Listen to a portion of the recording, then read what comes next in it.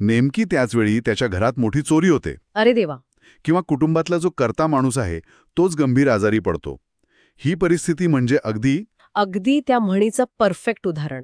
मूळ संकटात आणखी एका मोठ्या आपत्तीची भर. बरोबर. आणि ही फक्त अशा मोठ्या संकटांपुरतं नाहीये नाही का? कधी कधी आपल्या रोजच्या आयुष्यात पण लहान सहान गोष्टी त्याचा अनुभव येतो की. अगदी अगदी अगदी बरोबर. जसं की समजा परीक्षेचा खूप महत्वाचा अभ्यास सुरू आहे, तणाव आहे डोक्यावर, आणि नेमकं त्याच वेळी घरात कोणीतरी मोठे पाहुणे येतात 4-5 दिवसांसाठी, ज्यांच्यामुळे अभ्यासावर पाणी सोडावं लागतं. हो, होतं असं. किंवा मग ऑफिसमध्ये एखाद्या महत्वाच्या प्रोजेक्टची डेडलाईन अगदी जवळ आलेली आहे आणि त्याच दिवशी तुमचं कम्प्युटर खराब होतो.